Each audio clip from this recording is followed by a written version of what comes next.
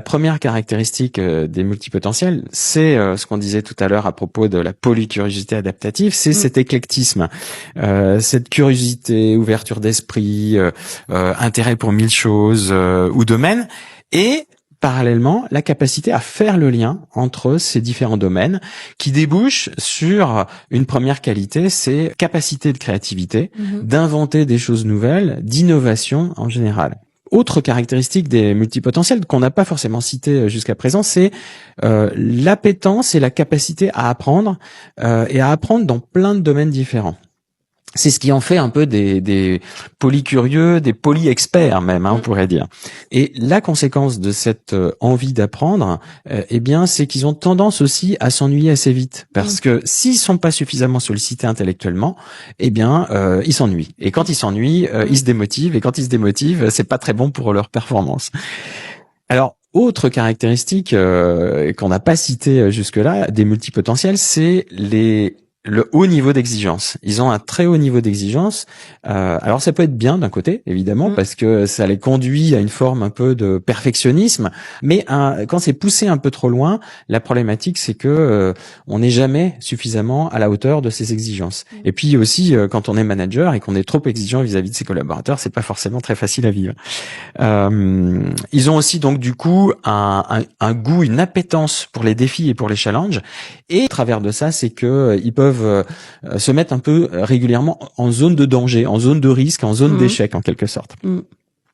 Autre caractéristique, ils ont une capacité, je disais qu'ils sont des poly-experts, mais dans certains cas, ça confine même à une forme de génie dans certains domaines.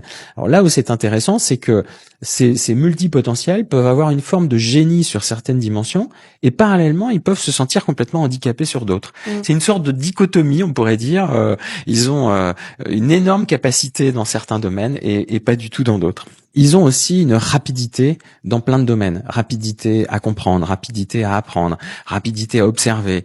On pourrait dire encore une fois une forme d'agilité mentale. Et cette vitesse, eh bien, elle les fait vivre aussi, elle leur fait vivre un sentiment de décalage parce que ils ont toujours 2 ou 3 temps d'avance. Ils vont toujours beaucoup plus vite. Parfois, dans leurs explications, ils vont sauter des étapes. Mais bien évidemment, leurs interlocuteurs vont être soit largués, soit ils vont pas comprendre. Il va y avoir vraiment un écart entre les gens. Ils vont aussi avoir une forme de capacité d'anticipation. Comme ils sont toujours avec 2 ou 3 coups d'avance, eh bien ils anticipent le futur. Ils ont une forme d'aptitude à innover, mais du coup à innover dans le bon sens, c'est-à-dire par rapport aux attentes du futur. Alors ils ont aussi une aptitude au questionnement, à la remise en cause, qui est très bon pour pouvoir s'adapter, mais quand on pousse le bouchon un peu trop loin de cette aptitude à la remise en cause, la conséquence c'est un sentiment d'imposture. Ils se sentent jamais à la hauteur, en fait. Encore une fois, ils ont, alors ça c'est intéressant parce que du coup on va faire le lien avec le HPE. Ils ont aussi une haute sensibilité, une sensibilité plus forte que la moyenne. Et puis cette sensibilité, ils vont vivre en fait tout à 200%. Ça va être des vagues émotionnelles avec tous les avantages et les inconvénients qu'on peut imaginer. Et puis je vais terminer, c'est un peu long, mais je vais terminer avec 2 choses. Ils ont un sens ils ont besoin de sens et besoin d'utilité dans leur vie. Et puis ils ont des valeurs qui sont extrêmement fortes, extrêmement ancrées, qui guident un peu leur vie, notamment la valeur de la justice. La valeur de l'autonomie et de la liberté, et puis de la solidarité. Je cite celles-là parce que c'est probablement celles qui sont les plus prégnantes chez eux.